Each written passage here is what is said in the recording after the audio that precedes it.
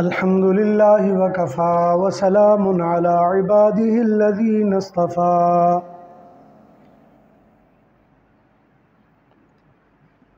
अम्मा बअदु फ़अऊज़ु बिल्लाहि मिनश शैतानिर रजीम। बिस्मिल्लाहिर रहमानिर रहीम।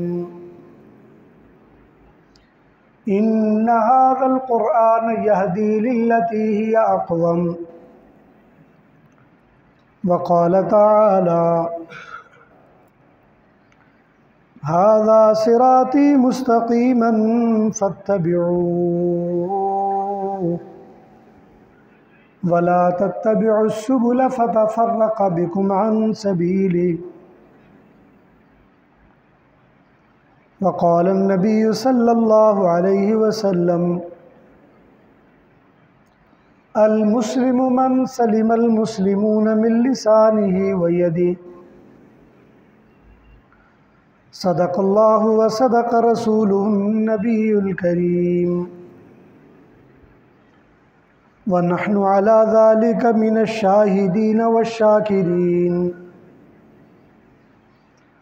अल्लाहुम्मा सल्लि अला सय्यिदिना व मौलाना मुहम्मदिन व अला आलि सय्यिदिना व मौलाना मुहम्मदिन व बारिक व सल्लिम। अल्लाहुम्मा सल्लि अला सय्यिदिना व मौलाना मुहम्मदिन बिअददि कुल्लि ज़र्रतिन मिअतु अल्फ़ अल्फ़ मर्रा। अल्लाहुम्मा सल्लि अला सय्यिदिना व मौलाना मुहम्मदिन व अला आलि सय्यिदिना व मौलाना मुहम्मदिन बिअददि मन तुहिब्बु अन युसल्ला अलैहि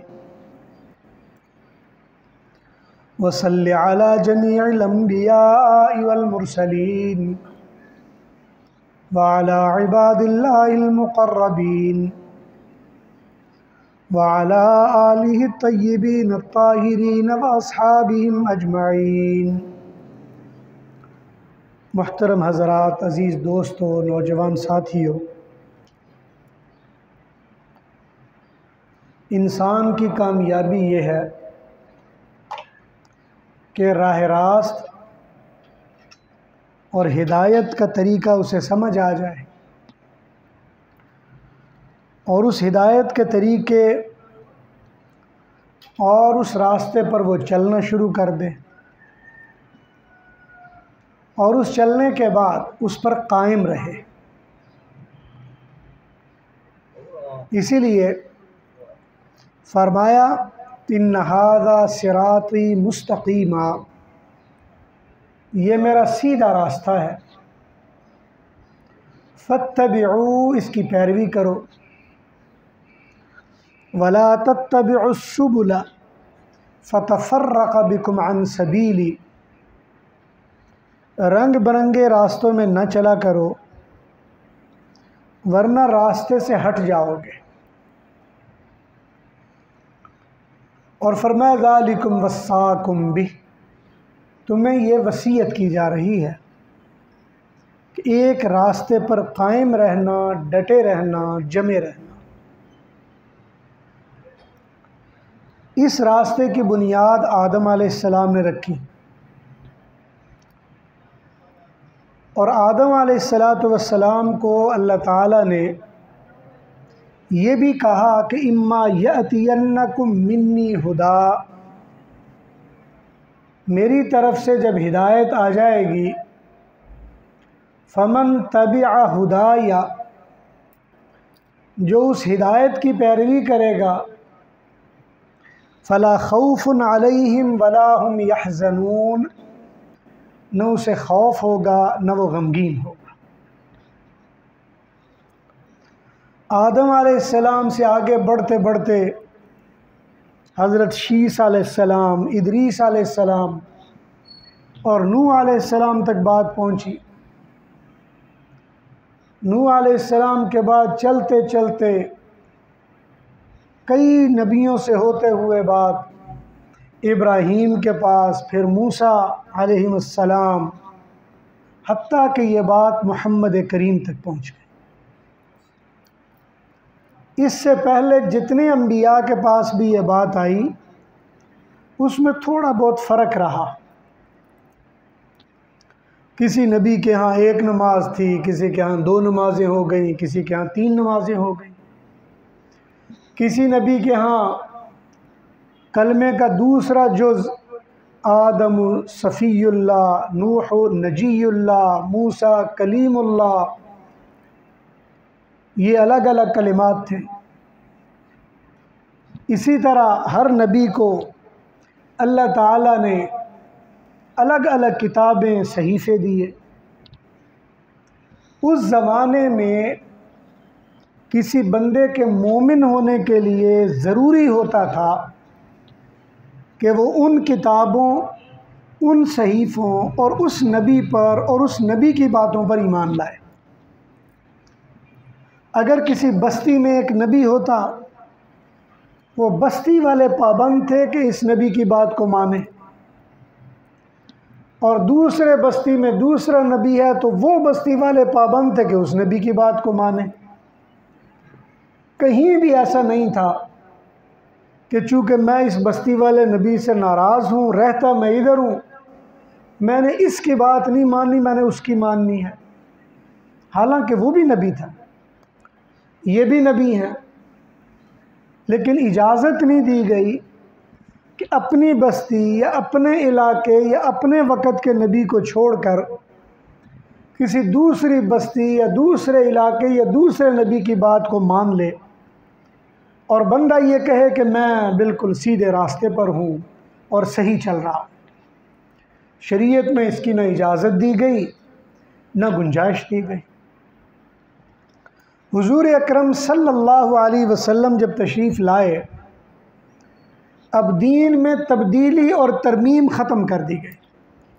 अब दीन में तब्दीली नहीं होगी, तरमीम नहीं होगी, इजाफ़ा भी नहीं होगा और कमी भी नहीं होगी।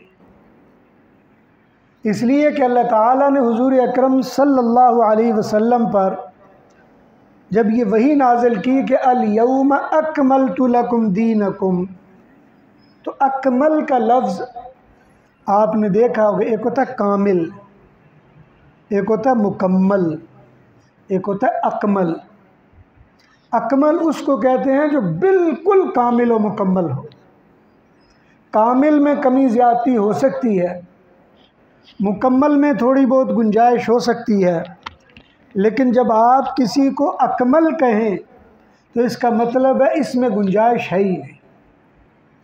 तो अल्लाह ने जब कहा अल यौम अकमलतु लकुम दीनकुम, आज हमने दीन मुकम्मल कर दिया है तुम्हारे लिए, और ऐसा मुकम्मल किया कि अब इसमें किसी इजाफे की या कमी की, तरमीम की कोई गुंजाइश नहीं छोड़ी।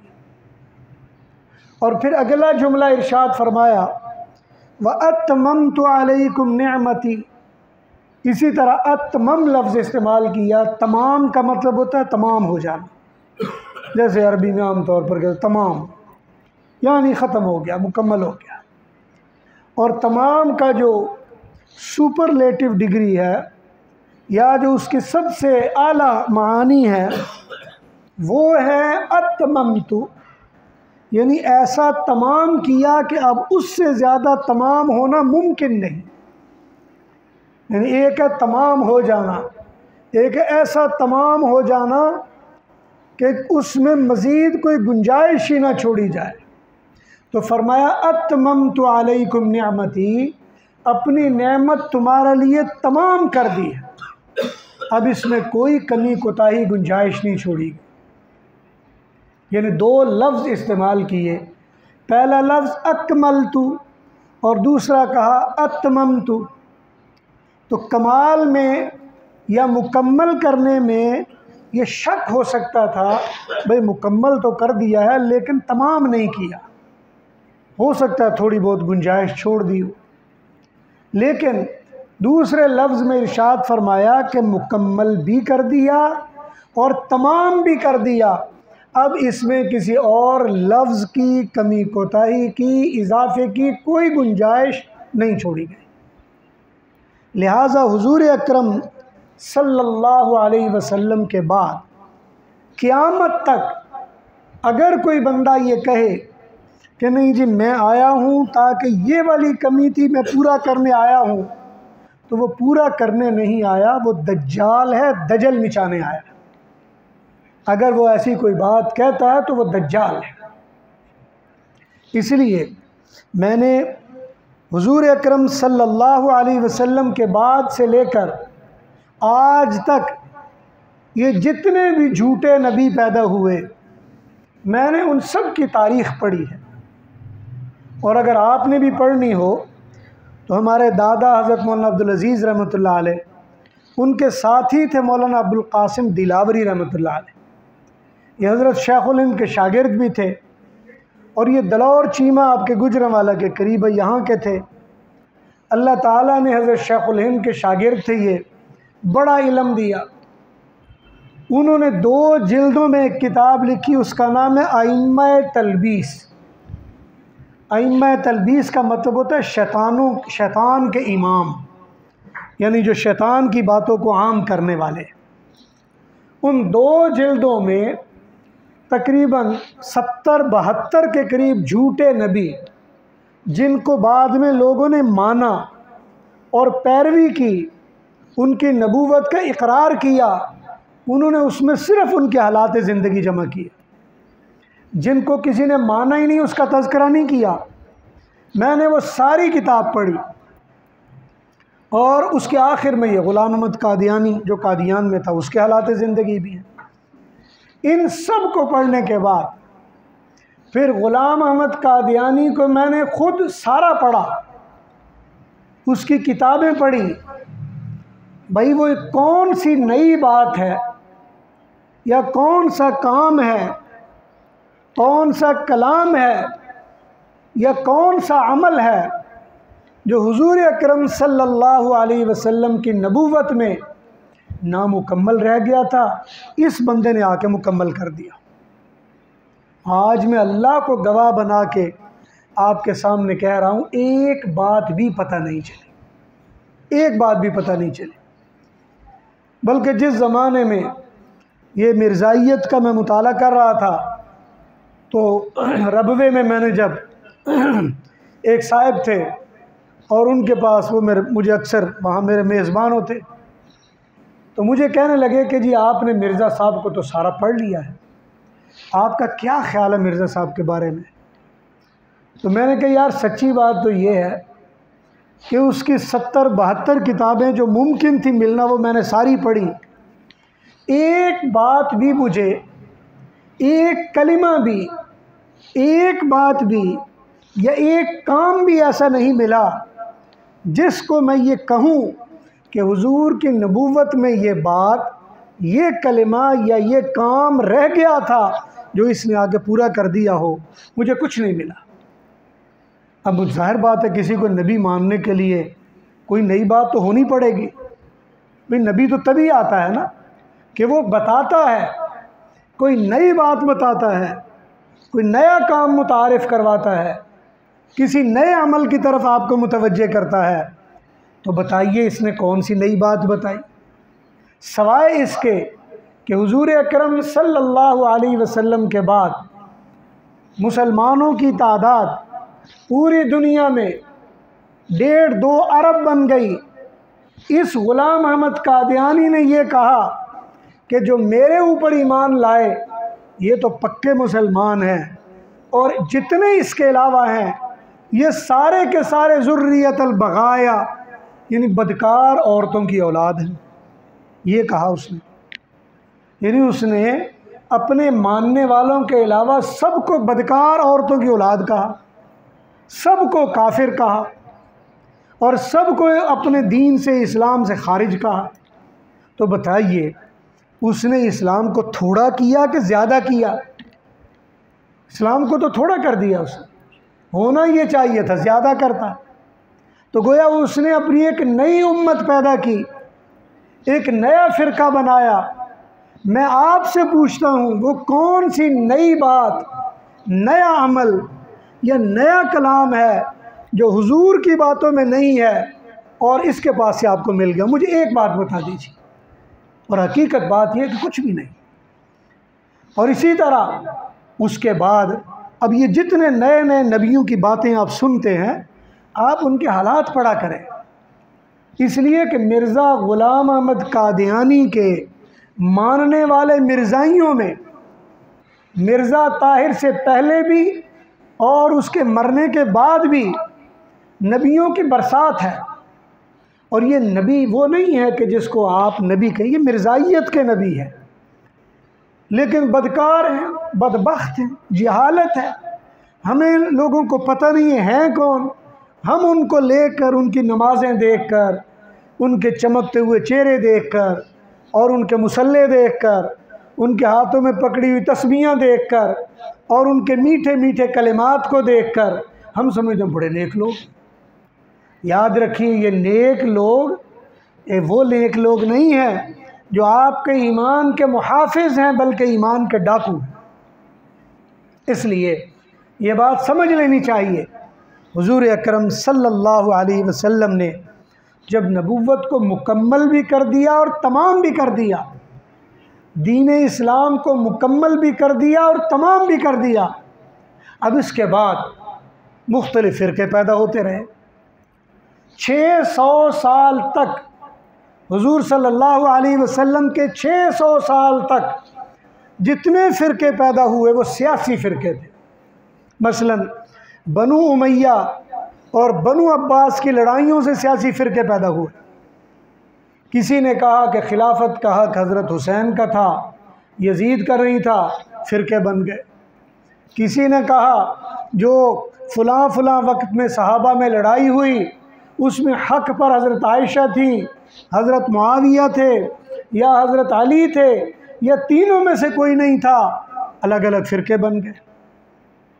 किसी ने कहा फ़लाँ काम करके हज़रत अली ने गलती कर ली, अलग फ़िरका बन गया।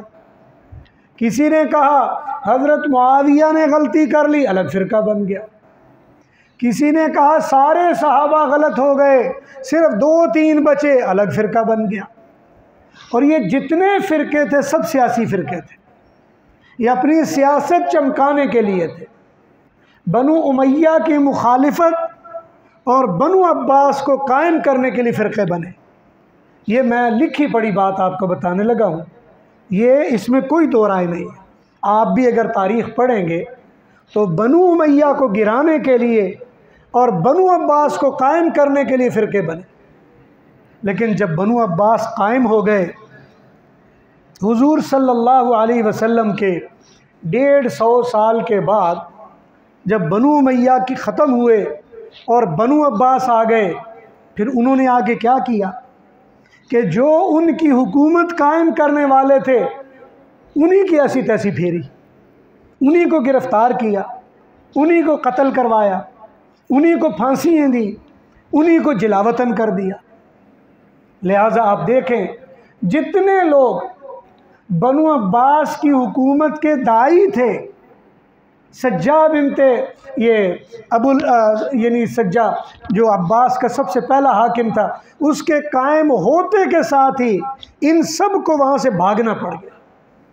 कोई मिस्र की तरफ चला गया, कोई ईरान की तरफ चला गया, कोई किधर चला गया, जिधर मौका बना निकल गए, सब निकल गए, एक भी वहाँ नहीं बचा। और अगर कोई कहीं भी हाथ लगा उनको कत्ल कर दिया गया। एक मरतबा मैं ईरान में इसी तरह सफ़र पे था। अब वहाँ पे जैसे यहाँ आप अपने बुज़ुर्गों के मज़ार बनाते हो, ये फ़लाँ साहब का मज़ार, ये फ़लाँ साहब का मज़ार, आप तो ये समझ कर मज़ार बना दो ये औलिया अल्लाह के मज़ार है। तो ईरान में रवाज है इमामज़ादों का रवाज।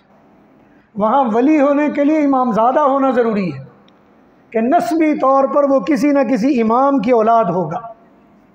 और इमाम मूसा काज़िम के बाद जितने 2-3 इमाम हैं वो सब ईरान में हैं और उनकी औलादें भी ईरान में हैं। हत्ता कि शिराज़ में एक इमामज़ादा है, उनके यहाँ में भी जाने का इत्तेफाक हुआ और भी कई जगह पे। तो वो इमाम जाफ़र जो 5वें इमाम है, उनके पोते हैं, वहाँ मज़ार है। अब जब मैंने देखा, अब वहाँ ज़ाहिर बात है ईरान एक ज़माने से यहाँ उनकी हुकूमतें हैं, तो लिखा हुआ था शहीद फ़लाँ फ़लाँ वक़्त में हुआ। जो मेरा रहनुमा था दोस्त, मैंने कहा यार यहाँ ये क्यों शहीद हो गया, किसने शहीद किया? उसका कोई जवाब नहीं। एक और इमामज़ादे के यहाँ गया, वो भी शहीद। एक और जगह गया, वो भी शहीद। जहाँ भी गया हर इमामज़ादा शहीद। मैंने पूछा, मैंने कहा यार तुम्हारा तो ये ईरान में सारा निज़ाम ही शीयत पर कायम है, इमामज़ादे तो आए थे पनाह लेने के लिए, यहाँ क्यों शहीद कर दिया तुमने? उसकी वजह यह है कि जो बनु अब्बास की हुकूमत का मरकज़ था वो रै था, और रै ये वो जगह है जहाँ तेहरान है। रै जो शहर है वहाँ मेरा जाना हुआ। ये तेहरान तो बाद में बना, पहले छोटा सा था। तो ये रै के करीब करीब जो शहर, ये तेहरान के कुर्बो जवार में जो शहर आबाद किए, उन शहरों में सबसे पुराना शहर शहर रै है, जो तेहरान की पार्लियामेंट से अगर आप टैक्सी पर जाएं तो 10 मिनट के फासले पर। जब मैं वहाँ गया तो वहाँ बहुत बड़ा मज़ार अब्दुल अज़ीम का मज़ार है। आजकल शहर का नाम भी अब्दुल अज़ीम पड़ गया है। आप नाम बताएंगे अब्दुल अज़ीम जाना है तो अब्दुल अज़ीम की वजह से ज़्यादा मशहूर है, नाम असल में रै है। जब वहाँ गया तो अब्दुल अज़ीम भी शहीद है। अब मैंने दोस्त से पूछा यहाँ क्यों शहीद हो गया? उसकी वजह यह कि बनु अब्बास ने जो लोग बनु मैया को ख़त्म करके बनु अब्बास की हुकूमत को कायम करने वाले थे, उन सब को चुन चुन कर शहीद किया गया और उनका नामो निशान मिटा दिया गया। ये बनु अब्बास का ज़माना है। अब बनु अब्बास के ज़माने के बाद जब हारून रशीद और मामून रशीद का ज़माना आया, यहाँ से फ़िक्री इंतशार शुरू होता है।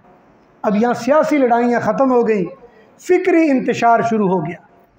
उसकी वजह यह है कि अक़ीदे के लिहाज से, फ़िक्र के लिहाज से, सोच के लिहाज से, ईमान के लिहाज से और दीन के लिहाज से और कानून के लिहाज से और मुख्तलिफ़ उलूम के लिहाज से ये ज़माना, हारून रशीद और मामून रशीद का ज़माना, ये तनाज़े का ज़माना है।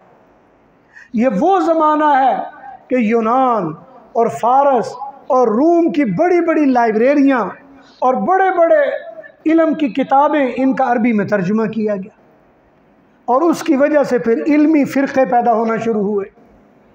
ये इल्मी फ़िरक़े चलते चलते चलते चलते अंग्रेज़ के दौर से पहले तक पूरी दुनिया में ये इल्मी फ़िरक़े थे, झगड़े नहीं थे, तनाज़े थे, झगड़े नहीं थे। कहा जाता था ये जनाब कौन है जी, ये इल्म हदीस वाले हैं, ये कौन है जी, ये इल्म फ़िक़्ह वाले हैं, ये कौन है जी, इल्म कलाम वाले हैं, ये कौन है जी, इल्म अक़ाइद वाले हैं, ये कौन है जी, सूफिया हैं, ये कौन है जी, ये फ़लसफ़ी हैं। इल्म के लिहाज से अलग अलग ग्रोह थे, कोई किसी का किसी से लड़ाई झगड़ा नहीं था। अंग्रेज़ आया तो उसने लड़ाना शुरू किया।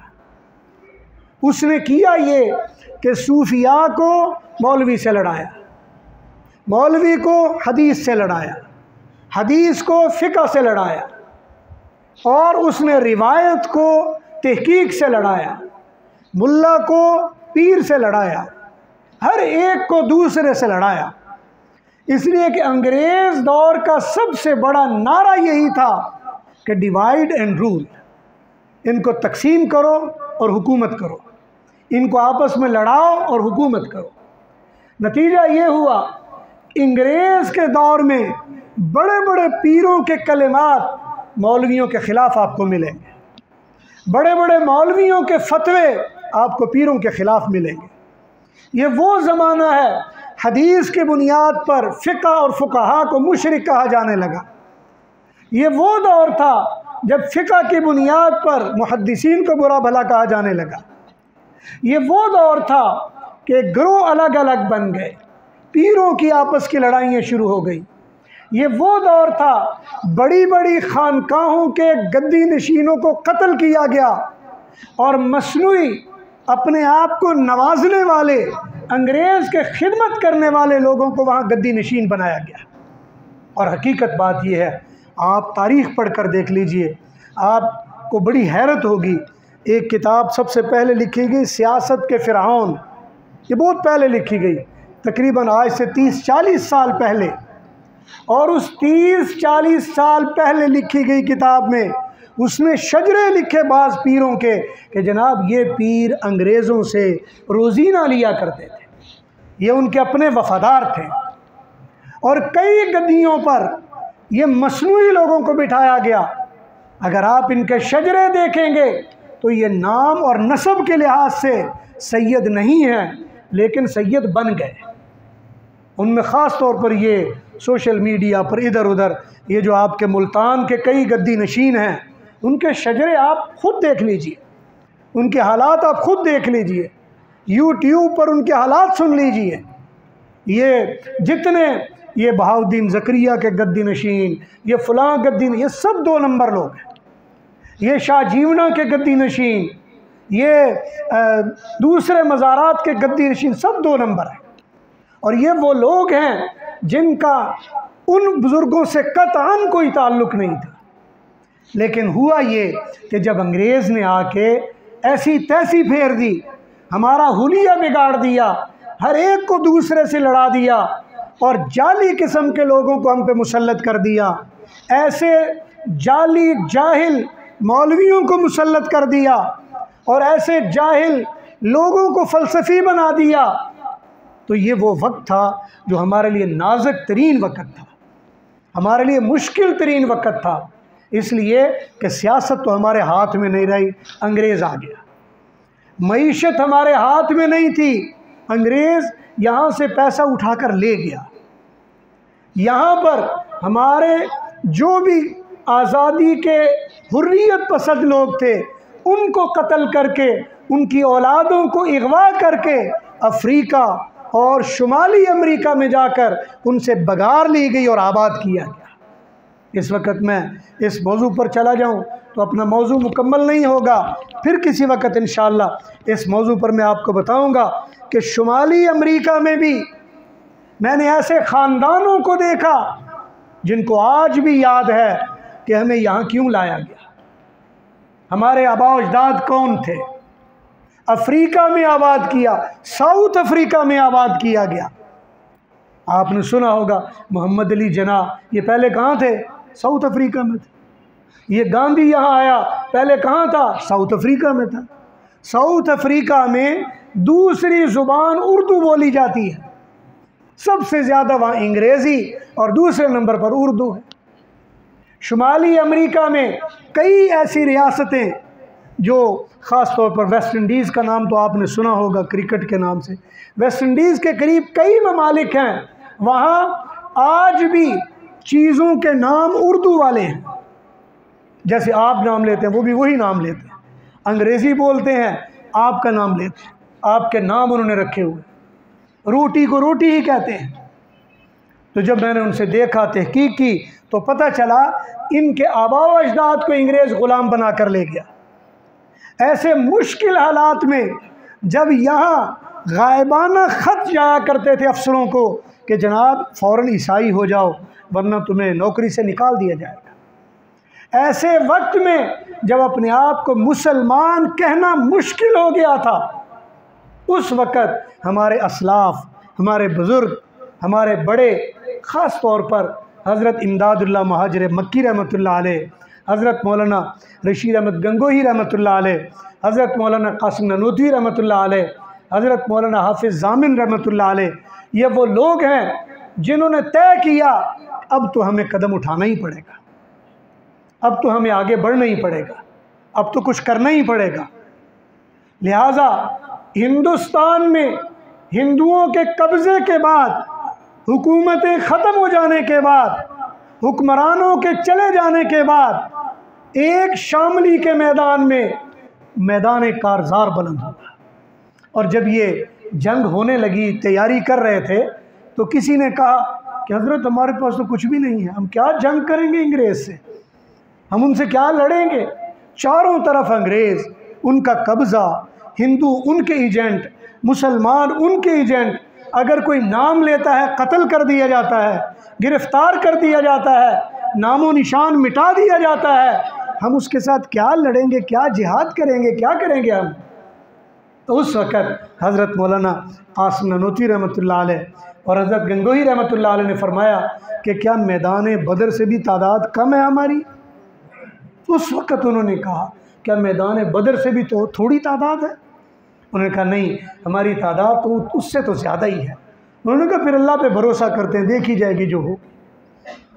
W हेंटर ने इस वाक़े को मजाक के अंदाज में जो किताब लिखी हमारे हिंदुस्तानी मुसलमान, उसमें लिखता है चंद सर फिरे शामली के मैदान में हमसे लड़ने के लिए आए थे और हमने तो 5 मिनट में उनको फारिग कर दिया। उनको पता ही नहीं था हमारी ताकत का। और हुआ भी ऐसे कि शामली के मैदान में जो लोग थे बेचारों के पास असला नहीं था, चारों तरफ इंग्रेज़ है, अपने और पराए इंग्रेज़ के एजेंट हैं। चंद लोगों, मुरीदों, शागिर्दों को लेकर इंग्रेज़ के साथ जंग करने निकल खड़े हुए। बिलाखिर शिकस्त हो गई। जब शिकस्त हुई तो सोचा अब क्या किया जाए। तो उन्होंने कहा अब ये करना चाहिए कि शिकस्त तो हो गई, हम तो बहुत सारे गिरफ़्तार हुए और जितने गिरफ़्तार हुए उनमें एक यानी हमारे जो एक बड़े मौलाना जाफ़र थानेसरी रहमतुल्लाह अलैह, उन्होंने एक किताब लिखी, वो छप गई है उर्दू में अभी।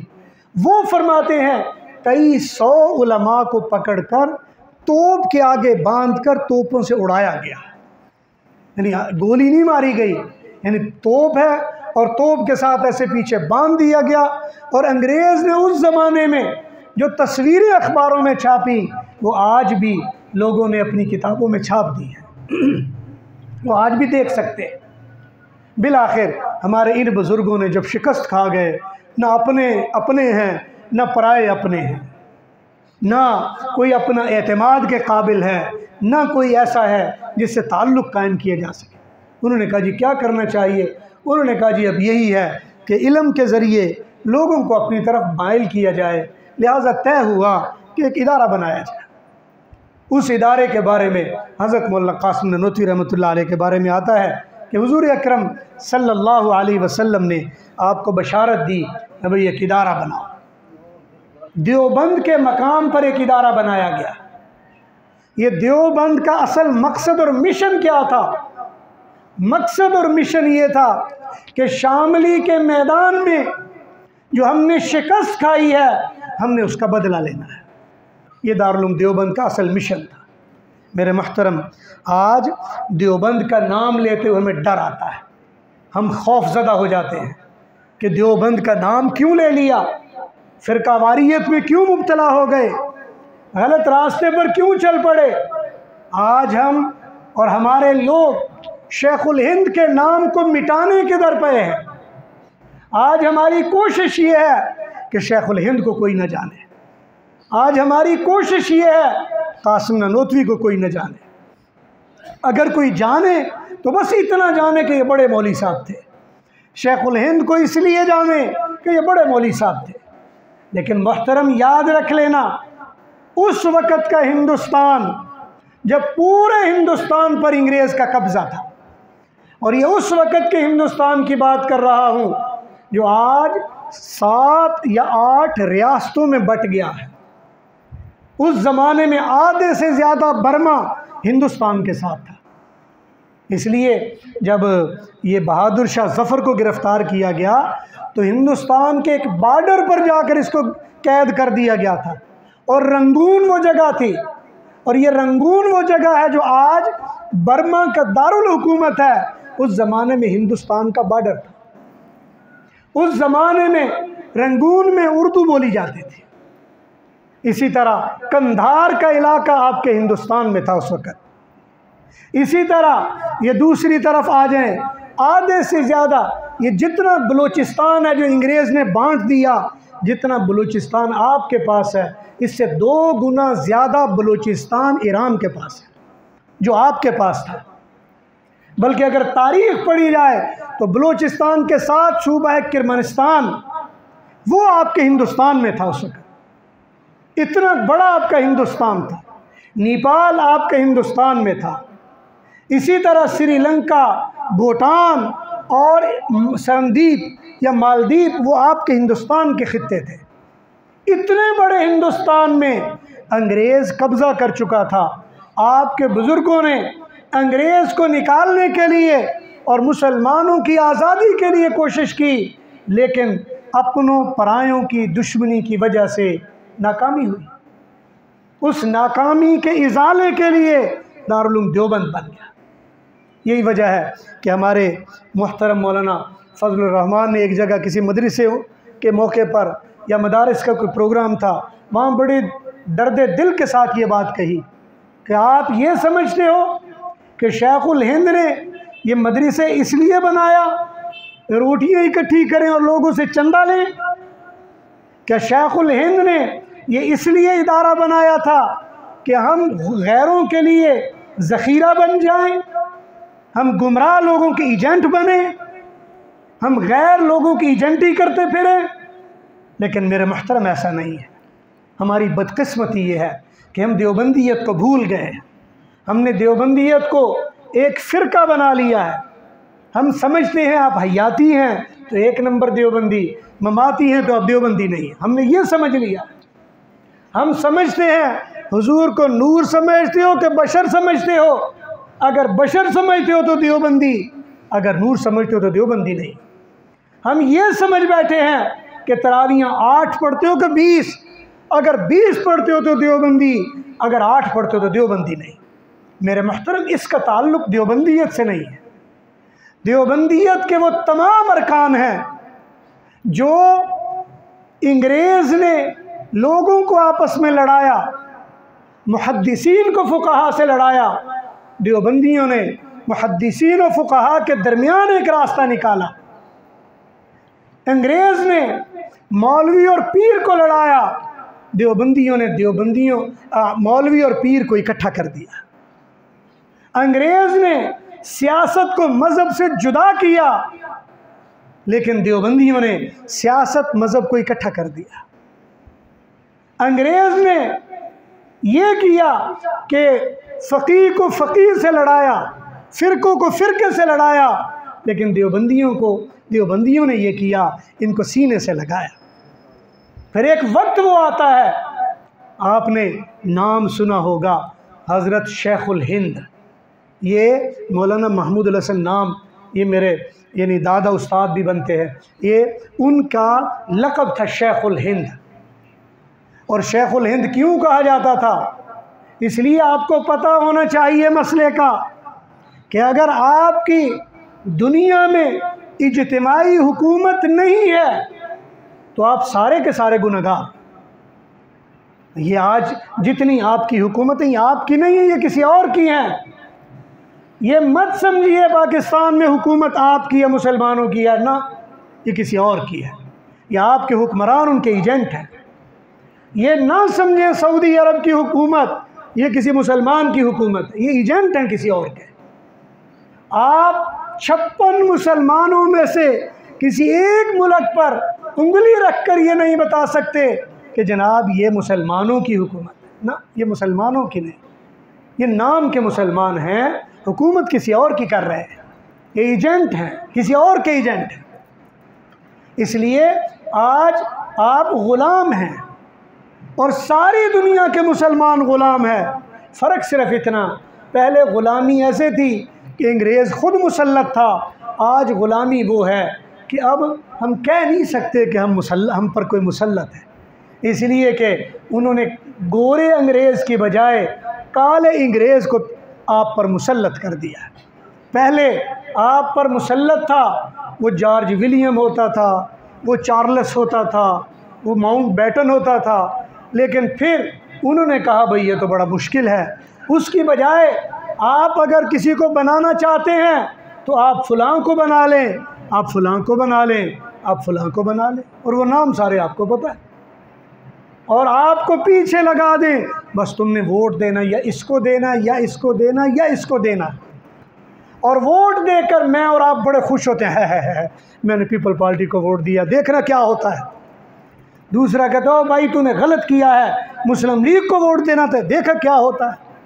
तीसरा कहता हो तुम दोनों ने गलत किया है, असल तो जब आएगा इमरान बनेगा नया पाकिस्तान, तो हम तो नया पाकिस्तान बना रहे हैं। मेरे मुहतरम याद रखिए, ये तीनों, इसके अलावा जितने और हैं, ये सब एजेंट किसी और के हैं। ये लिख लीजिए, 70 साल में किसी चीज़ का रेट कम हुआ हो तो बता दें। अगर किसी चीज़ का रेट ऊपर हो तो कम नहीं हुआ। इस दौरान हर एक की हुकूमत आई, ज़्यादा भी आई, थोड़ी भी आई। रेट कम करने के लिए क्या करना पड़ता है? कोई लंबा चौड़ा फ़लसफ़ा है, कोई लंबा चौड़ा काम है? रेट करने के लिए कुछ भी नहीं करना पड़ता। सिर्फ आपने एक रूल पास करना है कि जनाब रेट इससे ज़्यादा नहीं होगा और वो रेट कम से कम होना चाहिए। लेकिन आपकी गंदम तो उतरती नहीं। आपकी हुकूमत क्या कह देती है कि जी 4000 रुपये रेट होगा, और ऊपर से कहते क्या है, माशाल्लाह इस मरतबा बड़ी गंदम हुई है। भाई इकनॉमिक्स का उसूल है, जो चीज़ ज़्यादा हो सस्ती होती है कि महंगी होती है? सस्ती होती है। आपके पिछले साल रेट कितना था? 2000 के ऊपर नीचे है, 2200। और एक साल के बाद कितना हो गया? सस्ता हुआ कि महंगा हुआ? अभी भी आप कहते हो माशाअल्लाह ये हमारे हुक्मरान बड़े अच्छे हैं। मेरे मुहतरम, ये सब एजेंट किसी और के हैं, लेकिन वोट आपसे लेंगे। और यही वो फ़िक्र है शेखुल हिंद की, जो आपको जगाना चाहते थे कि आपको पता चल जाए कि आप आज़ाद हो या ग़ुलाम। आपको पता चल जाए आप कहाँ खड़े हो। अंग्रेज़ ने जो जो लड़ाइयाँ और गंदगियाँ हमारे अंदर डाली, क्या हमने सीने से नहीं लगाई? आज बरेलवी और अहले हदीस और देवबंदी और शिया लड़ाइयाँ नहीं हैं। लेकिन शेखुल हिंद का लक़ब हज़रत शेखुल हिंद को किसने दिया? सिर्फ़ देवबंदियों ने? ना बाबा। सिर्फ़ अहले हदीसों ने? ना। सिर्फ़ बरेलवियों ने? नहीं नहीं। सिखों ने? नहीं। हिंदुओं ने? नहीं। जिन हिंदुओं से डर कर भाग कर आपने ये छोटा सा मुल्क लेकर समझा था हम सलामती और आफियत में आ गए हैं, मेरे मुहतरम, उन हिंदुओं ने, उन सिखों ने, उन ईसाइयों ने, उन पारसियों ने, उन मजूसियों ने और उन मुसलमानों ने, मुसलमानों में उन शियों ने, उन सारे मसलक के लोगों ने आपका नाम शेखुल हिंद रखा। उन्होंने कहा यह बंदा हमें काबिल कबूल है, और वो बंदा काबिल कबूल था। आज हमें डर लगता है। हमारे जो मुफक्किर हैं वो कहते हैं शेखुल हिंद का नाम नहीं लेना चाहिए। एक सोशल मीडिया पर यह बहस चल पड़ी, गुजरांवाला में एक ही मरतबा शेखुल हिंद तशरीफ़ लाए, और ये पहली आलमी जंग का ज़माना था। लेकिन वो ज़माना ऐसा था कि अंग्रेज़ ने आपको स्टेशन से बाहर नहीं आने दिया। और वो आए क्यों थे? हमारे दादा, और पहली मरतबा गुजरांवाला में देवबंदियत को मुतारफ़ करवाने वाले हज़रत इमाम मौलाना अब्दुल अज़ीज़ मुहद्दिस सियालवी, उन्होंने प्रोग्राम बनाया कि जी मैं एक इदारा बनाना चाहता हूँ, मैं चाहता हूँ आप आके दुआ फरमा दें। आए, लेकिन अंग्रेज़ ने स्टेशन से बाहर नहीं आने दिया। मेरे मुहतरम, ये शेखुल हिंद के नाम से आज हमारे मदारिस को खौफ आता है। अब वो कहते हैं कि शेखुल हिंद को छोड़ो, अब्दुल कादिर जज़ायरी को ले लो, वो बड़ा अच्छा आदमी था। यानी गद्दार हमारे रहबर बनने लगे हैं। याद रख लीजिए, देवबंदियत ये इतना सादा मसलक नहीं है जो हम समझ के बैठ गए। आज आपके मदारिस जो आप ही के चंदों से चलते हैं और आपके ज़ाम के मुताबिक या उनके ज़ाम के मुताबिक वो दीन की बड़ी खिदमत कर रहे हैं। वो इतनी दीन की खिदमत तो कर रहे हैं कि उन्होंने आपको हदीस पढ़ाई, उन्होंने आपको कुरान पढ़ाया, उन्होंने आपको फ़िक़्ह पढ़ाई, उन्होंने आपको मौलवी दिए, मौलवियों ने आपकी मस्जिदें आबाद की। इतना दीन का काम तो किया, लेकिन सियासी तौर पर सवाए इंतशार के उन्होंने कुछ पैदा नहीं किया। आज कोई मौलवी साहब हैं, उनसे आप पूछिए कि हज़रत साहब ये बताएं सियासत में मौलवी फजलुर रहमान के बारे में क्या राय है? तो यार बात ये है कि मौलवी साहब हैं तो ठीक, लेकिन काम बड़े गलत करते हैं। मौलवी साहब से पूछे हज़रत साहब ये फ़लाँ जो है उसके बारे में क्या है? हाँ ये बहुत बड़ा लीडर है, इसके पीछे लगना चाहिए। मेरे मुहतरम, देवबंदियत एक सियासी फ़िक्र का नाम था। ये कोई फ़िरका नहीं था जो इंतशार पीछे से चला आ रहा था, फ़िक्री अक़ीदा फ़लसफ़े का। देवबंदियत ने उसको इकट्ठा किया, सबको आपस में मिला दिया, करीब कर दिया, एक दूसरे से सुलह करवा दी। उन्होंने कहा हदीस और फ़िक़्ह की लड़ाई नहीं होनी चाहिए, लिहाजा दारुल उलूम देवबंद में हदीस पढ़ाई जाती थी। फ़िक़्ह की लड़ाई नहीं होनी चाहिए, उन्होंने कहा देवबंद में फ़िक़्ह भी पढ़ाई जाएगी। उन्होंने कहा फ़लसफ़े में लड़ाई नहीं होनी चाहिए, देवबंद में फ़लसफ़ा भी पढ़ाया जाएगा। उन्होंने कहा मंतिक में लड़ाई नहीं होनी चाहिए, मंतिक भी पढ़ाई जाएगी। अक़ीदे में लड़ाई नहीं होनी चाहिए, अक़ीदा भी पढ़ेंगे। फ़लाँ मसलक में लड़ाई नहीं होनी चाहिए, वो भी करेंगे। उन्होंने कहा तरीक़त और तसव्वुफ़ में भी लड़ाई नहीं होनी चाहिए, तरीक़त में सारे आपको किसी के मुरीद और किसी के पीर नज़र आते हैं। देवबंदियत ने ये किया, आप सबको इकट्ठा करके सीने से लगा लिया।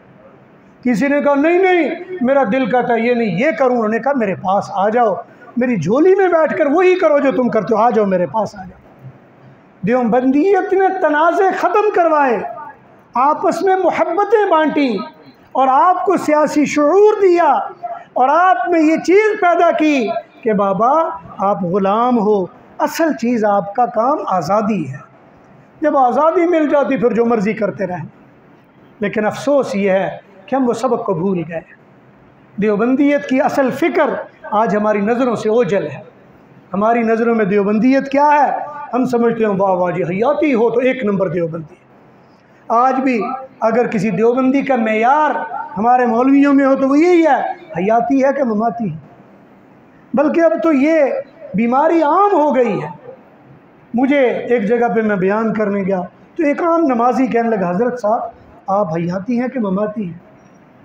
अब मैं उसकी बात पे हंसने लगा। कहता आप हंसते क्यों हो? मैंने कहा तुम्हें नमाज के फ़र्ज़ आते हैं कि नहीं? कहता नहीं आते। तो मैंने कहा तुम्हारे नमाज के फ़र्ज़ तुम्हें पता नहीं और पूछ हो रहे हो जिसका आपको समझ ही नहीं क्या है। ये एक फ़लसफ़ियाना मसला है और ये फ़ुक़हा और मुहद्दिसीन, ये फ़ुक़हा और सूफ़िया का तनाज़ा है, इल्मी तनाज़ा है।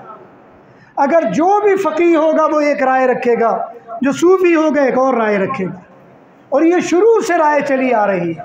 हमने देवबंदियत का मेयार बना लिया। मेरे मुहतरम याद रखिए, देवबंदियत एक आज़ादी का नाम था जो आपको भूल गई है। एक हिकायत सुनाकर ख़त्म करता हूँ। मौलाना जलालुद्दीन रूमी रहमहुल्लाह एक हिकायत नकल करते हैं कि एक बंदा था, उसने बोलने वाला तोता रखा हुआ था। अब वो बोलने वाला तोता है, सोने के पिंजरे में है। हर एक को कहता कि बाबा मेरे पास बोलने वाला तोता, जो मर्ज़ी बोलो वो जवाब देता है। अब वो पूरे उन्होंने शिराज़ का वाक़या लिखा है। शिराज़ में तोते ज़्यादा होते हैं और उन्होंने कहा कि जनाब वहाँ पे शिराज़ में ये बात आम लोगों को पता चली कि वहाँ बड़े तोते हैं। खैर करते करते उन्होंने कहा कि भाई क्या किया जाए। उन्होंने कहा कि जनाब तोता बड़ा है और किसी तरह ये ले लेना चाहिए। खैर करते करते करते करते कुछ दिन गुजरे। उसकी बातें सुनकर वो कहीं खुला बैठा हुआ था, सोने के पिंजरे में मज़े से खाना खा रहा था। कुछ तोतों ने सोचा शायद हमें भी कुछ मिलेगा, वो भी आकर उसके पास बैठ गए। अब ये पिंजरे के अंदर है, वो पिंजरे के बाहर है और उसके आगे सोने का बर्तन है जिसमें चूरी खा रहा है। ये बेचारे ललचाई नज़रों से उसको देख रहे हैं। उन्होंने कहा कि भाई हमें भी कुछ दे दो। कहा तुम्हें क्यों दे दूँ, तुम देखते नहीं ये कितना सोने का पिंजरा, सोने के बर्तन, मेरा मालिक है, वो मेरी कितनी आओ भगत करता है। आगे से उन तोतों के मुंह से निकला, है तो तू कैद में ना।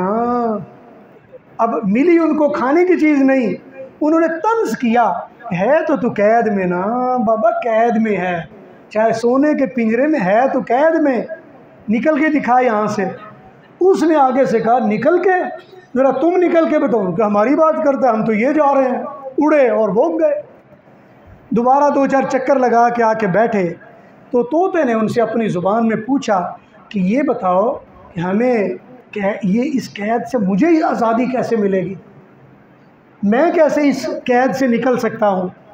उन्होंने कहा कि इसका तरीका ये है कि मर जाओ, तुम मर जाओ। उसने कहा मर कैसे जाऊँ? उसने कहा मरना नहीं, मरने का भेष बना लो, जब तुम मर जाओगे अगला बात भी तुम्हें पता चलता चला जाए।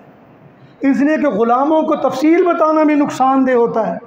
वो सारे जाके जिनकी जासूसी करते हैं उनको बता देते हैं बाबा प्लान ये है, वरना तोता सारा उसको बता देता। खैर उसने कहा मर जाओ। उन्होंने कहा फिर क्या होगा? उन्होंने कहा जो होगा देखी जाएगी। ये कहा और तोते जनाब निकल गए। एक दो तोते उधर बैठे रहे तमाशा देखने के लिए। अब तोते ने कहा भाई ये तोते मेरे हम जिन्स थे, ये सारे पाकिस्तानी हैं और सबके ओरिजिनल शनाख्ती कार्ड हैं और कोई 2 नंबर नहीं है इनमें, तो मैं बात मान ही लेता हूँ। अब उसने क्या किया, चूरी खाते खाते अचानक गिरा और मर गया।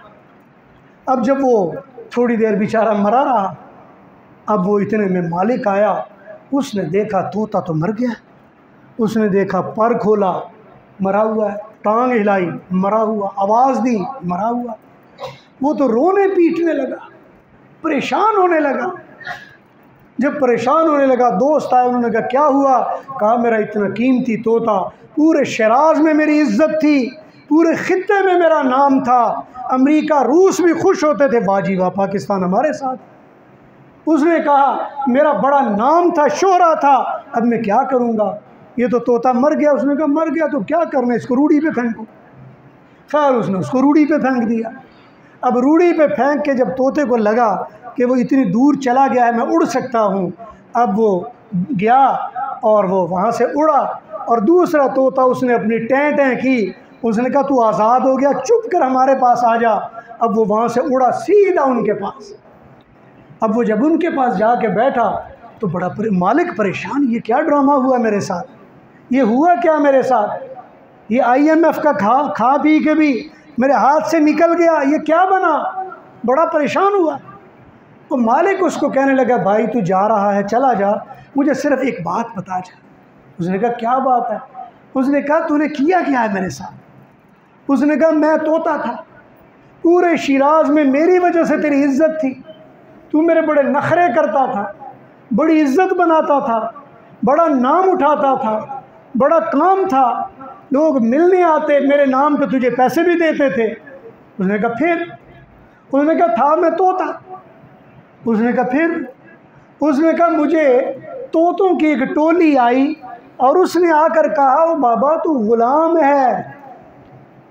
तो मैंने कहा मुझे सोने के पिंजरे में रखा हुआ है। उन्होंने कहा तू गुलाम है। उन्होंने कहा सोने की ये प्याली में मुझे देसी घी की चूरी मिलती है। उन्होंने कहा तू गुलाम है। उन्होंने कहा मुझे नाज़ो नखरे उठाए जाते हैं, दुनिया मेरे नाम पर पैसे वारती है। उन्होंने कहा तू गुलाम है। मैंने उनसे पूछा फिर? उसने कहा असल इज़्ज़त तो आज़ादी में है। उसने कहा आज़ादी कैसे मिलेगी? उन्होंने मुझे कहा मर जा। मैं मर गया। जब मैं मर गया तो टें टें करके उन्होंने कहा कि मालिक चला गया है, इज़्ज़त मिलने वाली है, उड़ के फ़ौरन हमारे पास आ जा। मैं उड़ के इनके पास आ गया हूँ, अब मैं आज़ाद हूँ। तो इसीलिए वो आगे फिर नतीजा निकालते हैं, कहते हैं दाना खाक में मिलकर गुले गुलजार बनता है। जब तक आपको बेदारी नहीं आएगी तो ये तोते की तरह सोने के पिंजरे में IMF आपको कर्ज देता रहेगा और ये कर्ज आपके सर पर चढ़ेगा, किसी हुक्मरान सियासतदान के नाम पर नहीं है। जिनकी आप तारीफ़ें करते हैं उनके अरबों खरबों डॉलर मुल्क से बाहर पड़े हुए हैं, महंगाई आपके सर पर, उनके सर पर नहीं है। आलू प्याज महंगे होते हैं वो आपका काम है, उनका नहीं है। उनके लिए तो आज भी पार्लियामेंट में मेरा ख्याल है 2, 2.5, 3 रुपये की रोटी और सालन मिलता है, उनके लिए कोई मसला नहीं। उनकी कैंटीनें आज भी चलती हैं।